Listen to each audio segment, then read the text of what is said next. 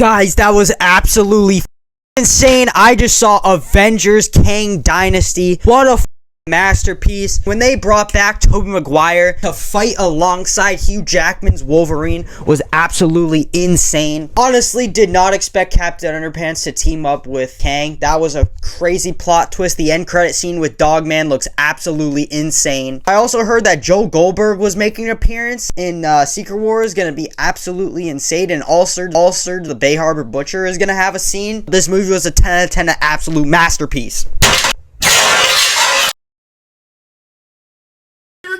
Too much! In all seriousness, I just got out of the newest Marvel movie, Thunderbolts. If you don't get why I made that joke, Kang Dynasty was supposed to come out today, but obviously they canceled that for Doomsday. That's what I'm going to be doing. I'm going to be doing my spoiler review for Thunderbolts. I just saw the movie, and holy shit, this was insane. So if you guys don't want to be spoiled, please click off now. I'll be talking full spoilers in this video. I'm going to talk about the end credit scene a little bit too. Might do its own video, probably not. But if you guys like movies, games, shows, collectibles, I talk about all that here. So please subscribe and turn on post notifications. Let's get into my review for the Thunderbolts. This movie, why I was so excited, personally, I've done my homework. If you're an MCU fan, you know sometimes you got to do homework for stuff. And this one probably would make your experience better if you did your homework. If you didn't do your homework, you'll still be fine, but it's a lot better when you do your homework. There's Ghost, which is from Ant-Man and the Wasp. You have Bucky and US Agent from Falcon and the Winter Soldier. Then you have Red Guardian, Yelena from Black Widow. And yeah, if you've seen those, you're locked in. You know what you need to know. So as a big fan of the Black Widow movie, two standouts for me. And not even just because I like the Black Widow movie personally, but Yelena Belova and Red Guardian. Red Guardian mainly because he is funny as shit,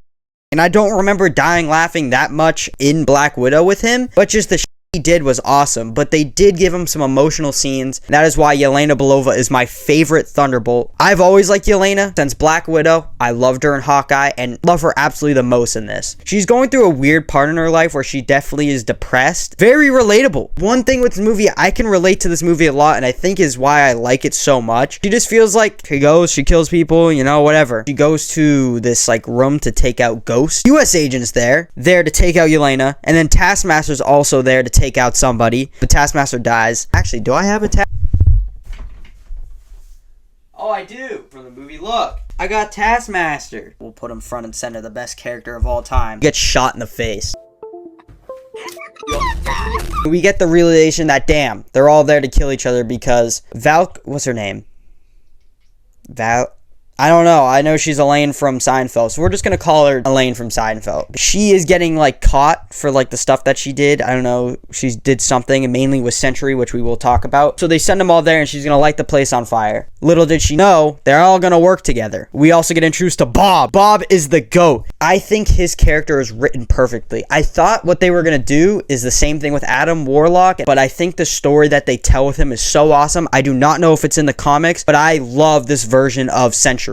It's kind of also like Depression. When the evil in Bob fully takes over, it's kind of like this void. It's just a silhouette of Bob, and it's just pretty much his like depression. And I really like how they use that to show depression. I thought that was really cool. And you can see it try to take over Bob and like, oh, no one likes you, whatever. Even though now he has Yelena and all these friends, which I think is really cool. And Yelena and his dynamic, I would love to see more. Also, Bucky's there. He's doing his president stuff. Not president. I don't know. He's something.